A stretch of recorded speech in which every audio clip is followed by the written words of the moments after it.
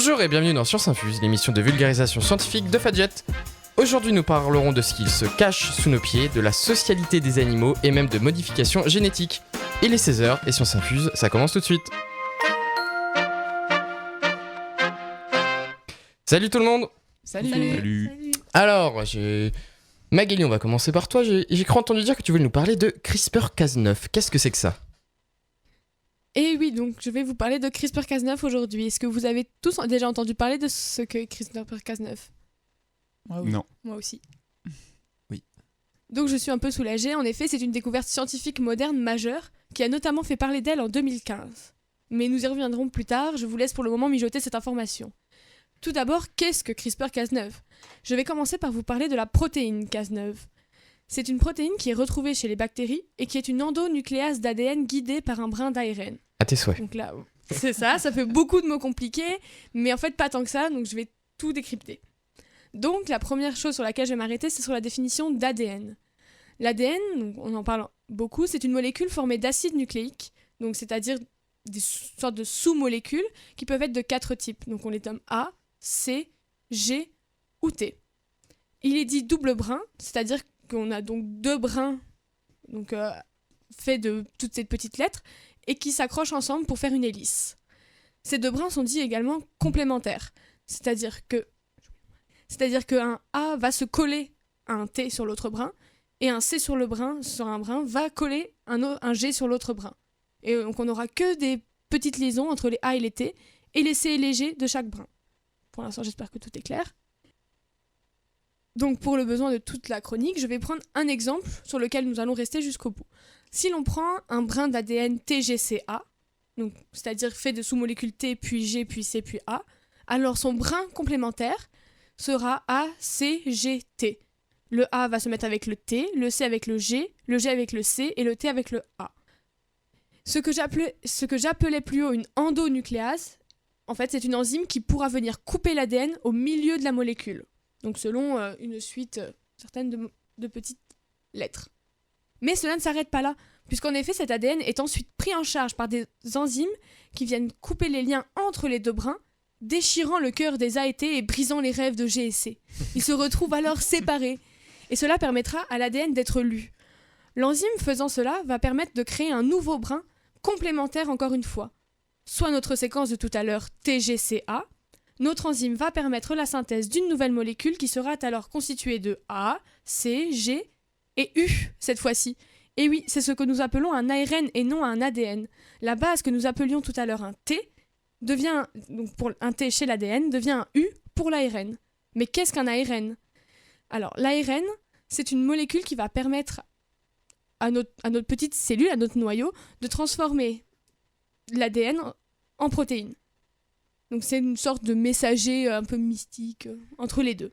Et quel est le rapport avec Cas9, cette endonucléase d'ADN guidée par ARN ? Eh bien la réponse est simple. Notre séquence d'ARN ainsi formée, ACGU, va permettre à la cellule donc de synthétiser les protéines. Mais elle peut ne pas être correcte et être le fruit d'une mutation située sur le brin d'ADN initiateur. Donc si une mutation a eu lieu sur le brin d'ADN, et que le reste s'est bien fonctionné, la mutation se retrouve sur le brin d'ARN également. Et là, c'est un peu la catastrophe. Est-ce que c'est pas comme ça que les cancers peuvent apparaître ? Si. Avec les modifications comme ça, non ? Ou Alors, ça peut y être avoir différentes modifications, c'est pas forcément sur ça. Moi, je sais que celle dont j'ai le plus en tête, ça va être des liaisons entre 2 T au lieu d'avoir un T et un A, par exemple. Et je sais que ça peut être source de cancer, mais du coup, c'est pas forcément... Parce que là, ça ne concerne que l'ADN. Donc c'est des mutations. Oui, c'est des mutations dans l'ADN, les cancers. Et en fait, donc les cancers, c'est souvent des mutations qui vont empêcher le suicide programmé de la cellule et qui vont les rendre immortelles et la cellule ne meurt jamais et pourrit en fait dans notre corps. Voilà. Mais ça fera sûrement l'objet d'une autre chronique. Et donc là, c'est la catastrophe. Comment faire pour corriger cela ? Alors, nous allons enfin parler de ce qui nous intéresse aujourd'hui, CRISPR-Cas9.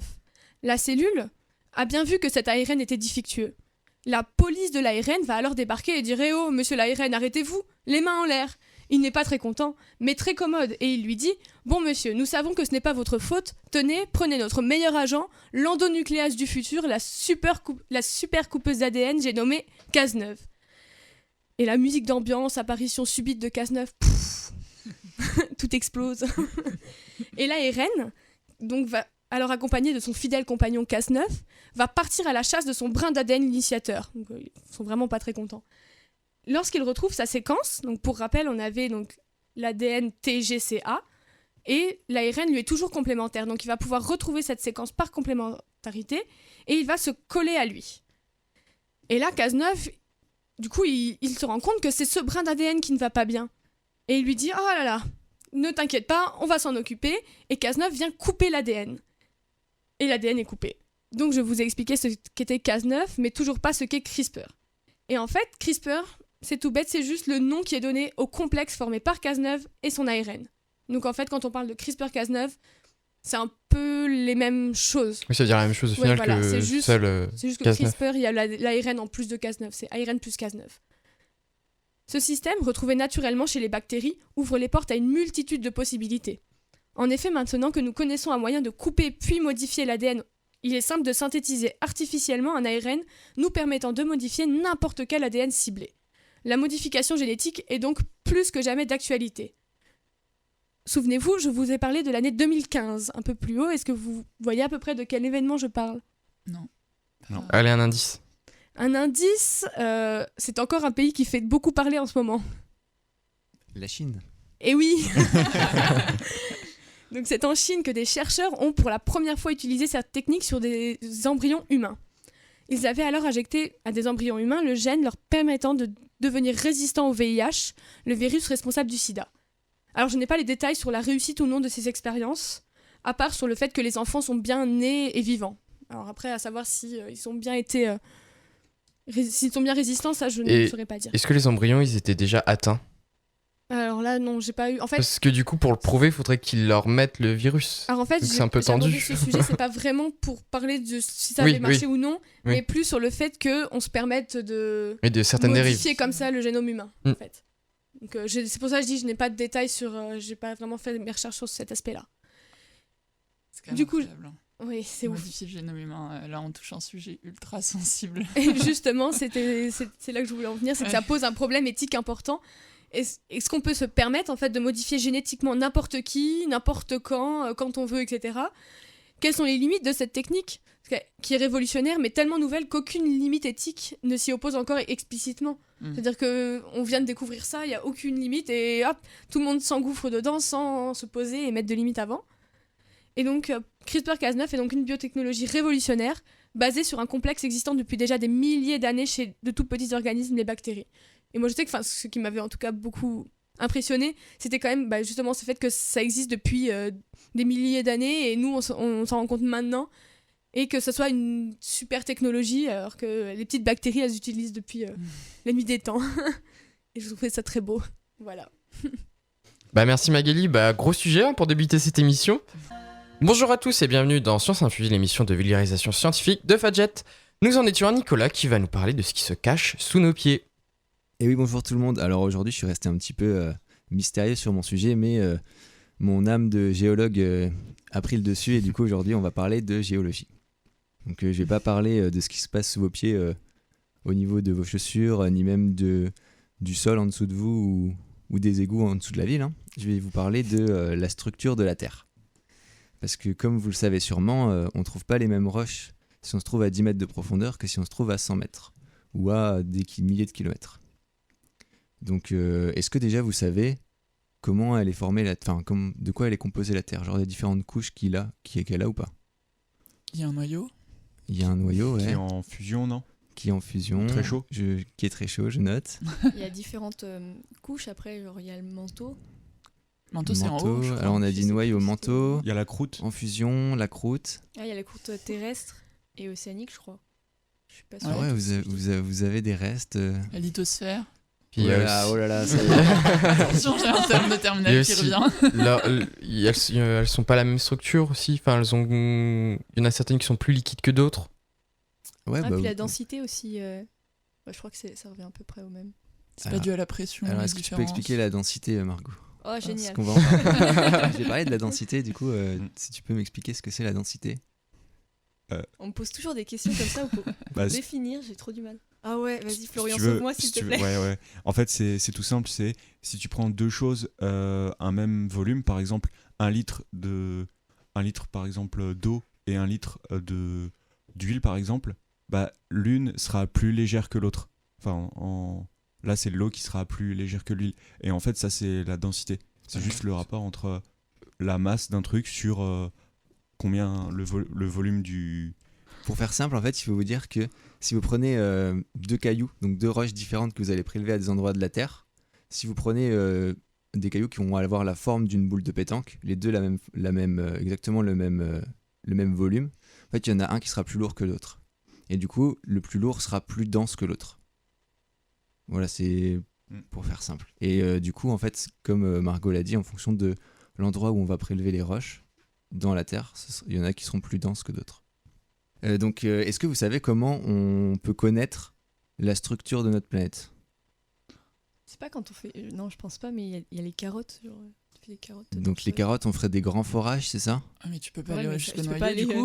non. Mais est-ce peu qu'on chaud, peut envoyer des Des rayons ondes de quelque chose et selon comment ils nous reviennent, Avec on des peut voir rayons. la densité Ouais, Ah ouais, il y des a des- carottes, Ouais, des il y a rayons, des choses En comme ça, étudiant il me peut-être semble. les fossiles avec les qui peuvent nous fossiles. donner des informations. Ok, alors déjà pour les forages, c'est une bonne idée, mais pas du tout. Parce que le rayon de la Terre, donc pour aller jusqu'au centre de la Terre, il faut 6300 km à peu près, 6400 même. Une grande carotte. Et le forage le plus profond qu'on ait fait, à votre avis, il est à combien? Beaucoup moins. C'est pas 300 il est à- km. Non, je crois. Une- Il est à Centaine 10, non? Ouais, même moins, non? Autour de 10, je crois. Ah, il est à 12 km. Ah. Alors c'est pour vous dire que là, C'est nul. c'est pas avec des forages qu'on va connaître. Mais la technique des ondes, elle est pas mal. Donc j'expliquerai juste après comment on fait avec les ondes, mais c'est une des principales techniques, c'est même les premières techniques qui nous ont permis de découvrir un petit peu ce qui se cachait sous nos pieds. Alors du coup, je vous parlais des forages. Je vais pas rentrer dans les détails, mais on peut pas descendre très très profond dans les forages, donc déjà 12 km c'est beaucoup. C'est dû à un phénomène dont on a déjà parlé, c'est la pression. On a déjà parlé dans d'autres chroniques, notamment dans une chronique de Margot, il me semble. C'est que en fait, plus on va descendre, plus il y aura une pression forte au-dessus et plus ce sera difficile de rester. Si vous voulez, même les objets en métal qu'on va utiliser pour forer, ils vont pas être assez durs pour creuser et ils vont subir trop de pression. Donc maintenant, je vais vous faire. On va commencer la descente au centre de la Terre. Et la première couche qu'on trouve, c'est, vous l'avez dit, c'est la croûte. Alors il y a deux types de croûte, la croûte continentale, la croûte océanique. Ça, vous en aviez déjà parlé. Donc la croûte continentale, en dessous de Nancy, c'est de la croûte continentale. Et si on va dans l'océan Atlantique et qu'on descend, c'est de la croûte océanique. Et elles font... donc la croûte océanique, elle fait environ 10 km de profondeur. Et la croûte continentale, elle fait en moyenne 30. Elle peut faire plus s'il y a du relief, mais on va prendre 30 km de profondeur. Donc vous voyez, même avec le forage, on ne descendait pas en dessous de la croûte. Et si vous voulez des petites idées, la croûte continentale, dites-vous que c'est composé de beaucoup de granit. Voilà. Et la croûte continentale, la croûte océanique, pardon, elle est composée de gabbro, mais vous n'êtes pas obligé de retenir le nom. C'est une roche qu'on va aussi beaucoup trouver. Retenez granit, croûte continentale. Juste dans l'océanique, il n'y a pas une équivalence entre celle que tu viens de dire et du basalte ou c'est- Si, mais le basalte, c'est une roche qui a la même composition que le gabbro. C'est juste que au niveau de la formation, le basalte s'est formé beaucoup plus rapidement que le gabbro. Le gabbro avait plus le temps de remonter et de cristalliser. Enfin, ça, c'est des Ok. termes de géologie. Et si vous voulez des infos pour la densité, donc la densité des roches en croûte continentale, elle est de 3,2 et en croûte océanique de 3,3, donc un petit peu plus lourde. Pour vous donner un rapport, la densité de l'eau, c'est 1. Mm. Voilà, donc si on prend 1 litre de croûte continentale, il pèsera 3,3 kg. Enfin 3,2 kg. Ok. Ensuite, on descend et on tombe sur le manteau, dont vous avez parlé. Il y a une petite transition entre la croûte et le manteau qu'on appelle lithosphère, dont vous aviez parlé. En fait, la lithosphère, c'est la croûte plus le début du manteau. Mais pour pas vous perdre, on va juste dire croûte puis manteau. Donc le manteau, lui, il va descendre très très profond, donc il commence à peu près dès que la croûte elle se finit et il termine à 2900 km de profondeur. Voilà, et on peut le séparer en deux, le manteau supérieur, le manteau inférieur. Pas tout à fait la même composition, mais globalement, il y a une roche qu'on appelle péridotite qui est verte, et c'est un peu la roche caractéristique du manteau. Et la densité du manteau, elle est de 3,3, donc comme la croûte océanique. Voilà. Et ce manteau, il est solide tout le temps. Parce que vous en aviez parlé, c'est en fusion, c'est chaud. Non, c'est solide.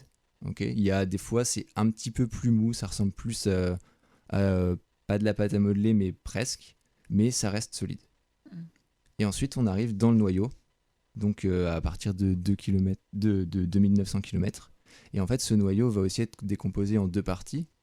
Et cette fois-ci, on aura une partie liquide dans le noyau. Et qui sera beaucoup plus dense. Ce noyau, par contre, lui, il va commencer à avoir une densité de 9. Et au centre, il aura une densité de 14. Donc c'est vraiment énorme. Et donc, au centre du noyau, il y a quelque chose qu'on appelle la graine, qui là est de nouveau solide. Et dans le noyau, il n'y a pas de roche caractéristique, mais il y a beaucoup d'éléments lourds, notamment du fer et du nickel. Et du coup, c'est dû à quoi le fait que ce soit liquide Alors en fait, c'est dû parce ça chauffe. En fait, plus on descend, plus ça chauffe. Et du coup, la température fait que ça devient liquide.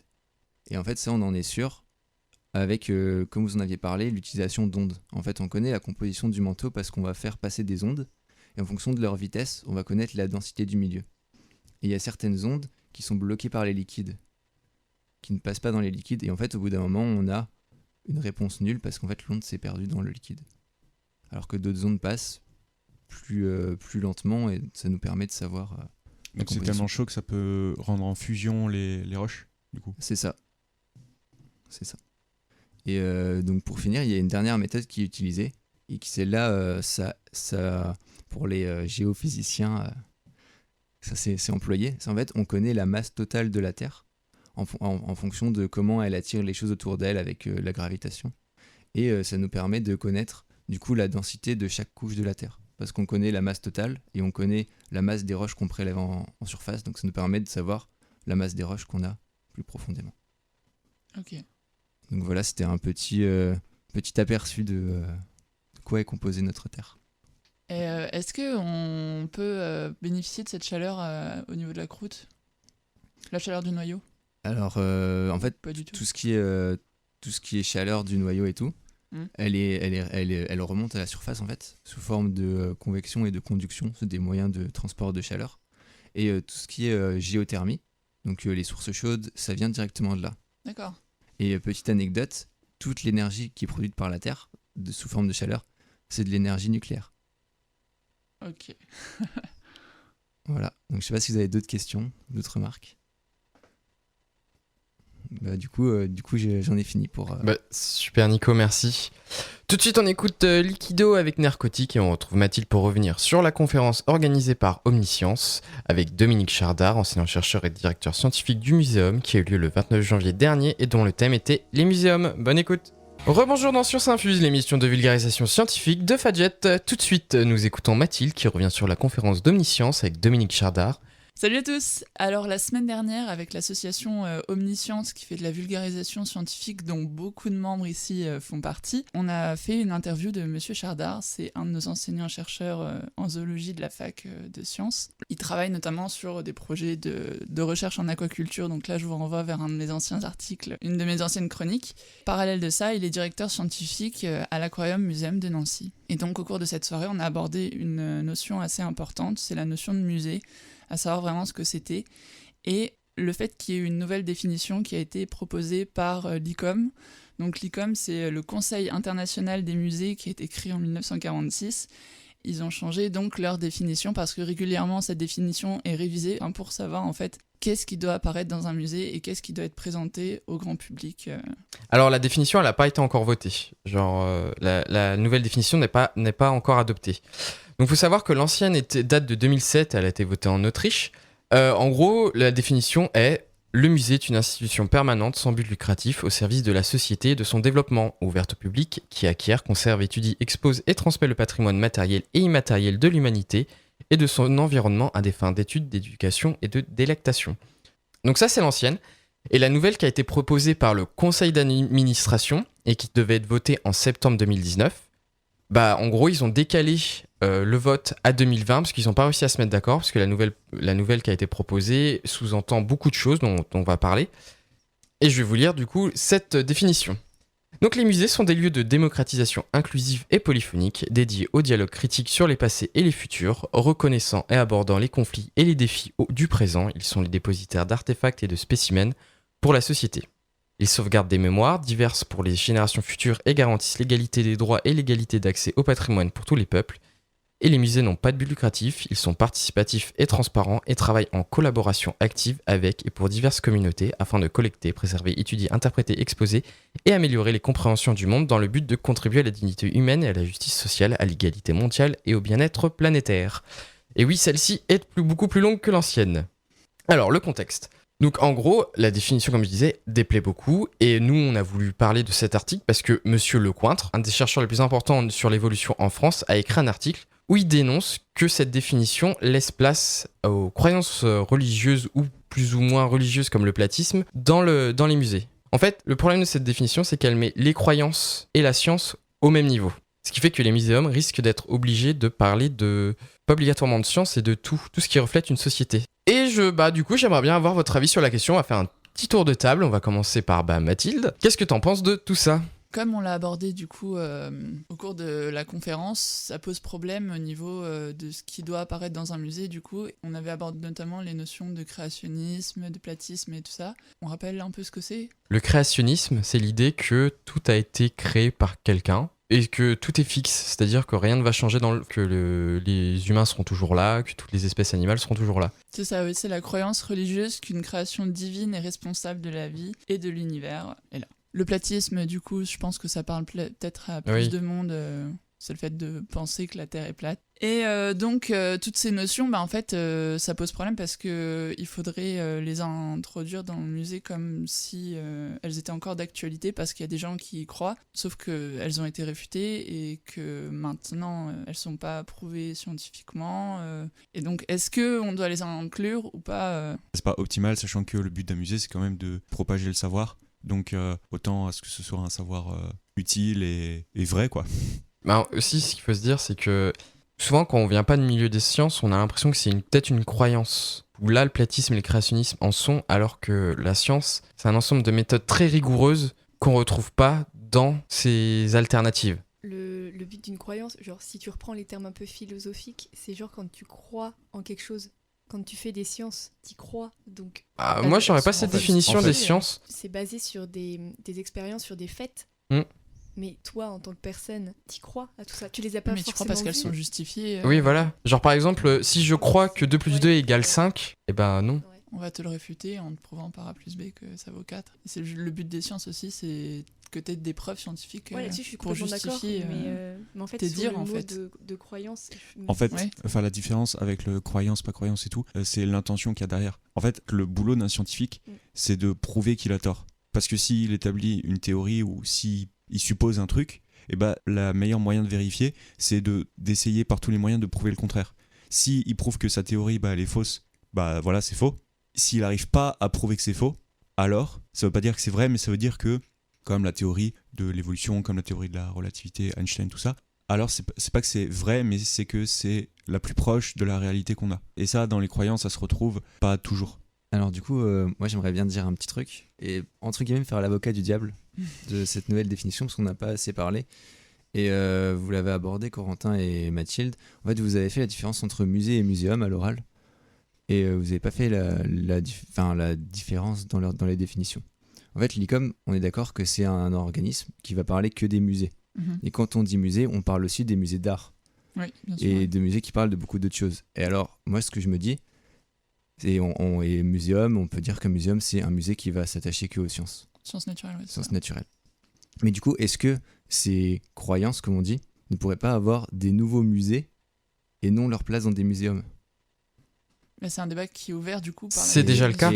C'est déjà le cas. Et dans ce cas, si c'est le cas, certes, ce serait gênant pour moi, pour beaucoup de gens, mais d'un côté, ça laisserait au muséum une image de vrai établissement scientifique Et du coup, on n'aurait pas Mm. les croyances dans les muséums. Enfin, pour moi, ce serait moins gênant. Ouais, tu veux dire qu'au final, qu'au lieu de tout mélanger, juste chacun reste, fait son musée au C'est final. ça. Et du coup, il y aurait des musées comme il y a aux États-Unis, on en a parlé il y a quelques années, musée du créationnisme. Mais du coup, en fait, ce serait juste des musées qui diraient, bah, regardez, ça c'est le musée de telle croyance. Parce que si ça a été fait, Monsieur Chardard en avait parlé la semaine dernière dans la conférence, en fait, la définition, elle vient aussi de on regrette tout ce qu'on a fait à nos colonies, et du coup, pour se faire pardonner, faut montrer les croyances des gens qui habitaient là-bas. Du coup, peut-être un musée de telle culture, un musée de telle culture, en expliquant bien, ils croyaient ça, mais avec peut-être les muséums qui garderaient leur rôle d'information. Du coup, la science dit plutôt ça en ce moment, il y a des consensus autour. Enfin, moi, je vois plus la chose comme ça et je diaboliserai pas tout de suite avant d'avoir vu et de voir comment ça peut se mettre en place. Bah après, je voudrais juste revenir sur la fin de la définition, c'est ouvrez les guillemets. Donc dans le but de contribuer à la dignité humaine et à la justice sociale, à l'égalité mondiale et au bien-être planétaire, fermez les guillemets. Et du coup, j'aurais une question, parce que ce que ça sous-entend, ça, c'est que un muséum devrait plaire à tout le monde au final. Mais est-ce que plaire à tout le monde, au final, c'est plaire à personne? Du coup, un musée doit plaire à tout le monde, pas un muséum. Je pense que la définition, c'est plus pour que tout le monde y trouve son compte, tout le monde trouve un musée qui lui correspond. Mais du coup, si on sépare les musées, comme tu as dit, est-ce que ça risque d'attirer les gens qui viennent d'autres croyances? J'ai l'impression que ça va être aussi difficile de classer ces musées, justement, parce qu'il y a plein de choses qui s'entremêlent, et comment tu fais un musée de telle chose, un musée de telle chose Mais le truc, c'est que un muséum, en tout cas, le but, c'est pas d'attirer genre un style de personne. Bah, c'est pas, c'est le but, c'est pas d'attirer, par exemple, des scientifiques ou autres. C'est le but, c'est d'intéresser les gens. En fait, c'est des portes ouvertes aux sciences pour pouvoir s'intéresser et avoir les connaissances, les bases là-dessus. C'est le but, c'est de montrer. Et le problème, c'est que si on entremêle ça avec le social, la religion, ça va. Enfin, pour moi, c'est incompatible. Et justement, t'es pas censé cibler un public dans un muséum. Ouais. T'es censé pouvoir accueillir tout le monde, en fait. Et enfin, moi, je pense que c'est complètement incompatible et incohérent pour les muséums. Ouais, du coup, pour les muséums, du coup, tout ce qui parle de science, donc histoire naturelle, c'est vrai que le but, c'est qu'il n'y ait pas de point de vue. Ça essaye d'être le plus objectif possible. On voit rarement des muséums prendre position, ça n'arrive jamais. Alors que juste, par exemple, de faire entrer une religion ou une croyance, c'est tout de suite prendre position. C'est perdre la neutralité des muséums, au final. Eh ben merci Mathilde pour ce petit débat. Donc on va faire une pause avec What the Fox Say pour la maman de Mathilde, et on se retrouve juste après pour retrouver Margot, la socialité chez les animaux. Bonjour ou rebonjour dans Science Infuse, l'émission de vulgarisation scientifique de Fadjet. Nous en étions à Margot qui va nous parler de socialité chez les animaux. Eh bien, bonjour tout le monde. On se retrouve effectivement aujourd'hui pour discuter de la socialité chez les animaux. Alors, la définition simple afin d'expliquer ce que sont des espèces dites sociales est le fait que ces espèces vivent en groupe. Les principales influences qu'exerce l'environnement sur la taille d'un groupe sont dues à la nourriture et aux prédateurs. Un avantage spécifique de la vie et du nourrissage en groupe est l'amélioration de la vigilance contre les prédateurs. Pourtant, un animal solitaire ne peut pas se permettre de consacrer tout son temps à faire attention aux prédateurs, parce qu'il doit aussi se nourrir. Dans un groupe d'animaux, un individu peut, dans une certaine mesure, compter sur la vigilance des autres membres du groupe. Le coût de la vigilance se compte partiellement en temps, et il est contrebalancé par l'efficacité de la détection des prédateurs. La défense du groupe contre les prédateurs, ainsi que la chasse en groupe, et l'amélioration de la survie de la progéniture, grâce à la reproduction coopérative, peuvent être d'autres avantages possibles à la vie en groupe. Dans d'autres termes, vivez en groupe. Alors, de plus, tout système social est obligatoirement un système de communication. Chaque membre est émetteur et récepteur de signaux. Par exemple, là, je vous parle, je vous transmets de l'information, et vous la recevez, et votre cerveau, après, fait ce qu'il en veut. Alors, la communication, c'est donc l'action qu'exerce un organisme sur un autre en modifiant son comportement. Ces animaux communiquent suivant différents signaux comme les stimuli visuels, sonores, olfactifs, tactiles, etc. Nous allons donc voir qu'il existe plusieurs degrés de socialité et que celles-ci ont des conditions. Je vous conseille autour de la table, et ceux qui nous écoutent, peu importe où vous êtes, de suivre, parce qu'il se suivra une petite question à la fin. Alors, tout d'abord, il y a les animaux qui sont tout simplement solitaires et qui peuvent donc s'agréger via des facteurs environnementaux, comme typiquement l'agrégation des moules sur un rocher. Au cours de leur développement, les moules passent par un stade larvaire, et cette larve va être guidée par le courant jusqu'à un rocher dans les grandes lignes, parce que forcément il y a peut-être d'autres étapes, mais dans les grandes lignes, elle va atterrir sur un rocher grâce au courant. Elles sont donc agrégées à un même rocher via un facteur environnemental qui est ici le courant. Nous avons ensuite le stade grégaire. Chez les cafards par exemple, on connaît tous ce grand ami de nos maisons et vous avez pu observer des vidéos ou autres cafards, de cafards qui se regroupent. Bon, j'espère pas chez vous parce que voilà, j'espère pas. Mais il peut d'ailleurs avoir donc un grand nombre d'individus qui se regroupent et cela est dû à des phéromones qui seront à la base de ce regroupement. Le stade grégaire correspond donc à un regroupement de plusieurs individus, peu importe leur âge, suite à l'émission d'un signal sonore, olfactif, tactile, etc. Nous aurons ensuite le stade subsocial. À partir d'ici, nous pourrons parler de socialité animale à partir du moment où l'on aura de l'inter-interaction, si j'arrive à le dire, entre les individus du groupe et des soins parentaux.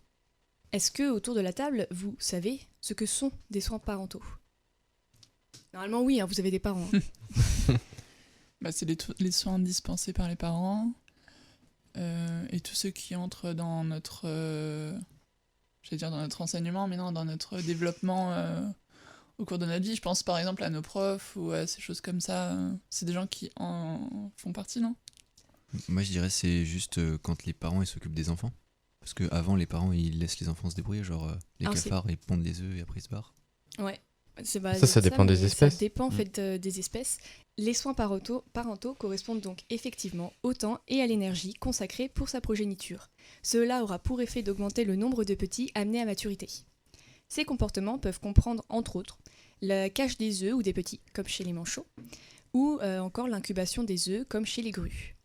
Le stade subsocial correspond au regroupement pour la reproduction et pour les soins parentaux.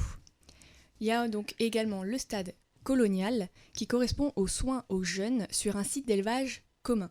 C'est le cas de nombreux coléoptères, si j'arrive à le dire, les noms scientifiques sont vraiment parfaits, Scolitidae, vivant dans des réseaux de galeries creusées dans le bois, où les femelles donc pondent leurs œufs, mais chacune s'occupe de sa progéniture et non celle de la voisine. On aura aussi le stade communal, donc attention à ne pas le confondre avec le stade colonial dit précédemment, où ici on aura une coopération pour les soins aux jeunes. Par exemple, chez les coléoptères Necrophorus, les femelles transportent un ensemble de cadavres, c'est très charmant, dans le nid commun et nourrissent les jeunes. Il y a des vidéos sur YouTube qui sont vraiment très marrantes et très scénarisées. Ah oui, oui. Et nous aurons donc le stade eusocial, où l'on a un chevauchement d'au moins 2 générations, avec une coopération pour les soins aux jeunes, c'est-à-dire que les descendants aident les frères et sœurs. Mais on retrouvera également dans ce degré de socialité du polyétisme, correspondant à la division du travail, comme chez les fourmis avec le système de caste. On distingue alors des individus féconds, avec aussi des individus stériles. Il y aura donc un polyétisme dans le travail et la reproduction chez les animaux eusociaux. La communication est également particulièrement importante. Il y aura donc une distinction entre les animaux eusociaux évolués et les animaux eusociaux primitifs. En effet, les animaux eusociaux évolués, où il existe des castes morphologiques avec des individus plus ou moins stériles, et les animaux eusociaux primitifs, où tous les individus ont la capacité de se reproduire. Alors j'espère que jusque-là vous aurez bien suivi, parce qu'il y a plusieurs degrés. Et maintenant que j'ai terminé avec cette petite partie théorique, nous allons passer à la pratique, et voir qui a suivi et surtout compris tout mon blabla. Selon vous, donc autour de la table, et aussi ceux qui nous écoutent dans leur voiture, dans leurs oreilles avec des écouteurs, ou chez eux, enfin peu importe, vous pouvez aussi participer. Alors donc, selon vous, les papillons de nuit attirés par la lumière de nos lampadaires appartiennent à quelle catégorie ? Et même question pour l'homme. Allez-y, réfléchissez. Alors pour les papillons de nuit, c'est par rapport au fait qu'ils soient ensemble autour de la lumière ? Oui, en fait, le fait que vous avez des fois des groupes de papillons de nuit qui sont, je vais pas en dire trop sinon je dis la réponse, qui sont donc autour du lampadaire. Et je vais juste vous rappeler les catégories expliquées précédemment. Donc il y a les animaux solitaires, grégaires, ou au stade subsocial, colonial, communal, et il y a eusocial primitif et évolué. Moi je dirais grégaire pour les papillons. Grégaire, c'était lequel déjà ? C'est quand ça joue avec l'environnement, non ? C'est ça ? Grégaire, Comme les moules, oui, les moules sur les rochers. ça c'est solitaire. Facteur environnemental, c'est Toi, tu solitaire. penses moule pour les papillons de nuit ? Ouais, moi j'hésite pour les papillons de nuit entre du coup comme les moules ou grégaires. Parce qu'en fait, ça dépend. Parce que du coup, ils ont l'air d'être attirés par la lumière. Mais est-ce que du coup, la lumière, c'est un truc environnemental ou est-ce qu'ils le considèrent comme un signal qui pourrait être émis par un des leurs? Bah, je pense. T'as Ouais, les vu des papillons de nuit papillons de font nuit pas de lumineux? lumière. Mais tu les vois. papillons de nuit, ils viennent vers la lumière parce qu'ils pensent que c'est la lumière du soleil. Ouais. Donc pour moi, du coup, je resterais sur Grégaire que c'est un environnement. C'est pas les papillons entre eux qui vont se dire on va là-bas. Grégaire, c'est pas l'environnement. Environnement, c'est solitaire. C'est Environnement, solitaire, c'est ouais. solitaire. C'est comme la mole. Ah bah alors c'est ça, c'est solitaire. Et sinon, les hommes, bah, je dirais que c'est le. Attends, je vais vous dire déjà les papillons. Ah, ok. Comme ça, on fait étape par étape. Alors du coup, qui avait raison? Alors, qui disait quoi là autour de la table? Solitaire. Solitaire. J'hésite entre solitaire et grégaire. Et moi, toi, tu penserais quoi? Alors moi, je pense que c'est solitaire. Eh bien, la stagiaire a raison, c'est solitaire. Et tout simplement parce que donc ça va être de la phototaxie. Donc c'est quand il va avoir donc de la lumière qui va attirer des insectes. Vous trouverez ça également chez les moustiques. Et effectivement, c'est un facteur environnemental, donc solitaire. Grégaire, parce que vous avez hésité avec grégaire, c'est quand vous avez un signal, mais c'est de de l'inter-interaction. Donc ça va être dans le même groupe. Et la lumière, c'est pas un papillon. Et du coup, l'homme, vous penserez qu'il a quel degré de socialité? Primitif. Ouais, primitif. aussi. Tous primitifs? Tous. Eh bien, je suis désolée, mais aujourd'hui, vous êtes très performants parce que c'est effectivement social Ce primitif. suspense. Oui. Alors donc, c'est effectivement ça, parce que déjà, donc, on a effectivement un chevauchement des générations. Vous avez également des soins parentaux. Donc le chevauchement des générations, donc je disais, c'est quand par exemple les frères et les sœurs vont s'occuper des plus petits. Et si vous avez des frères et sœurs aînés, vous savez sûrement, ou si vous êtes vous-même le plus grand de la famille en tant que frère et sœur, vous savez peut-être de quoi je parle. Ça Moi, je suis la marche plus aussi avec petite, les alors. grands-parents. Ouais, est-ce que s'occupe vraiment de on moi. peut dire qu'ils s'occupent d'eux? Parce que se Ah oui, taper bah dessus, moi, j'ai c'est pas des- s'occuper. Tu vois. J'ai un petit frère de 3 ans, je m'en occupe. Après ce qu'il Ma vient de mère dire se Nico, sert de c'est moi bizarre. pour, hein. On fait pas le lien, mais Du coup, il va aussi y avoir un nid commun, puisqu'en fait, on a des villes et des villages. Et la seule différence, du coup, c'est qu'on se reproduit tous, il n'y a pas de caste, il n'y a pas de spécialisation. Donc voilà, j'espère que vous en aurez un peu plus appris sur la socialité des animaux et sur notre propre socialité. Et puis, on se retrouve une prochaine fois. Alors. Eh bah super Margot, tout de suite on fait une pause avec Primal Scream et on se retrouve pour la dernière partie de l'émission Science Infuse avec un quiz préparé par Florian. Bienvenue, vous êtes dans la dernière partie de Fadjet Science Infuse, l'émission de vulgarisation scientifique. Et maintenant on se détend avec Florian et son petit quiz. Et d'ailleurs, sur quoi va-t-il porter? Il va porter sur l'énergie nucléaire. Alors, j'en parle maintenant parce que c'est un sujet qui est très actuel, parce qu'avec tout ce qu'on entend en ce moment, avec les dépenses énergétiques, ce genre de choses, déjà je vais un peu définir ce que c'est. Donc, nucléaire, ça fait référence au noyau de l'atome. Donc, pour schématiser, un atome, c'est constitué d'un gros noyau au milieu, avec des petits électrons qui tournent autour. Un peu comme un soleil avec les planètes autour.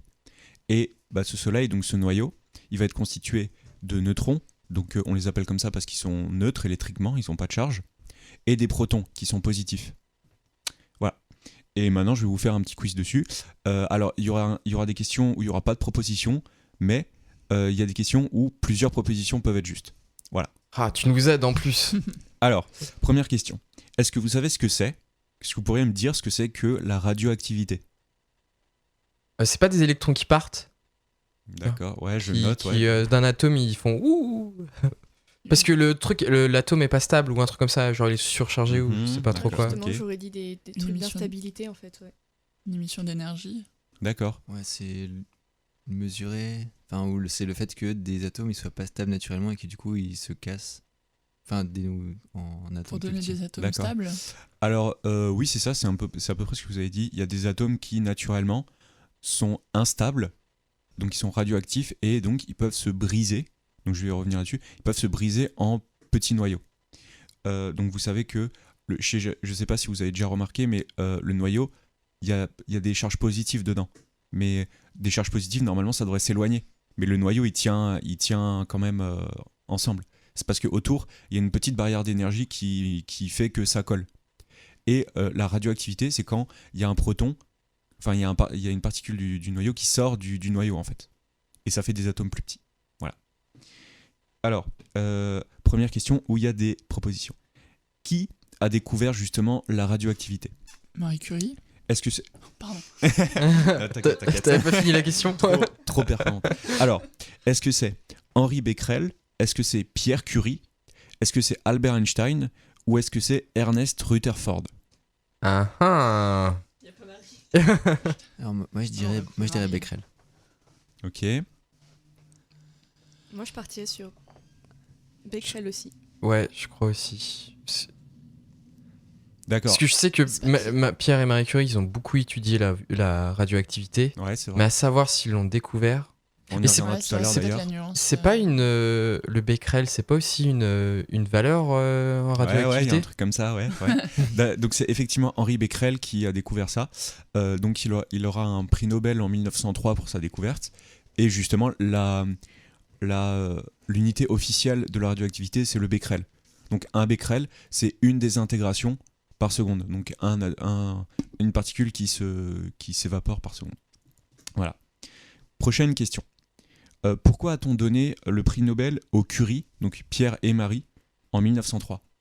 Est-ce que c'est pour la découverte du polonium ? Est-ce que c'est pour leurs travaux sur les radiations ? Donc les radiations qu'émettent les atomes radioactifs, contre la protection contre les rayons gamma, ou pour la découverte du neutron. Moi, je dirais le 2. Et le 3. Genre. Donc tu dirais travaux sur les radiations et protection contre les rayons gamma. Ouais, je dirais ça. Moi, je D'accord. dirais 1 et 2, justement. Ouais, Leurs c'était travaux quoi la sur 1 les en fait, c'est ça que je radiations et cherchais. le- La découverte du polonium. Ouais. Moi, je dirais 1 et 2. Moi j'hésite entre la 1 et le 2 aussi, ouais. Moi je dirais polonium et peut-être protection en plus, mais pas sûr. Mais il me semble que j'ai entendu polonium. Alors, au final, c'était la deuxième réponse, leurs travaux sur les radiations. Ils l'ont eu, Pierre et Marie Curie l'ont eu en même temps que Becquerel, mais pas pour les mêmes sujets. Enfin, c'était sur l'énergie nucléaire, mais pas pour les mêmes choses. Par contre, Marie, elle aura eu plus tard un prix Nobel en chimie. Donc, historiquement, c'est la seule personne au monde qui a 2 prix Nobel scientifiques différents. Et la seule femme qui a 2 prix Nobel, tout court. Et elle aura eu son deuxième prix Nobel en chimie pour la découverte du polonium et du radium, je crois, ou un autre truc. Ouais, Un autre il y comme avait ça. bien un truc polonium. Ça. Oui, voilà. Elle l'a appelé comme ça en référence à son pays d'origine. Ok. Alors, prochaine question. En France, plus d'actualité. En France, combien le nucléaire couvre-t-il de notre production d'électricité ? Est-ce que c'est 19% ? Est-ce que c'est 36% ? Est-ce que c'est 53% ou est-ce que c'est 72% ? 72. 72. Ouais, moi aussi, je dirais ça. Ouais, bah en fait, on est un peu le seul. Je crois qu'il y a un autre pays, je sais plus, je pourrais plus vous dire, mais on est vraiment une exception dans le monde. C'est-à-dire qu'on a un parc nucléaire très développé et qui produit, l'électricité qui vous fait nous écouter, par exemple, ou qui fait marcher nos micros, elle est surtout d'origine nucléaire. Voilà. Alors, vous savez aussi que le nucléaire, en dehors de produire l'énergie, ça a permis historiquement de faire des armes. Donc, est-ce que vous savez comment fonctionne une bombe A ou une bombe H ? Ou est-ce que vous savez un peu la différence, etc. Non, je sais que c'était les noms des armes nucléaires, mais je sais pas comment ça va. Ouais. C'était pas genre avec. Alors, je suis pas du tout sûre. Je sais même pas si c'est dans le même truc, mais avec tout ce qui est fusion et fission.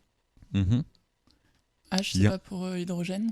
Ouais, il y a un truc comme ça, ouais. Ouais, genre, Et- tu balances. Alors, historiquement, la bombe A, c'est la bombe qui ont servi sur Hiroshima et Nagasaki. Ah. Donc c'est déjà assez vieux. Alors, une bombe A, en fait, c'est juste, on va exploser avec de la TNT un bloc d'uranium. Et ça va créer une grosse explosion. Par contre, une bombe H, donc ça a jamais été testé en conditions réelles. En fait, c'est une charge d'hydrogène, donc pour ça que ça s'appelle H, qu'on va fusionner. Et donc pour fusionner, il va falloir être très chaud et avoir une énorme pression. Et donc il va falloir faire une grosse explosion.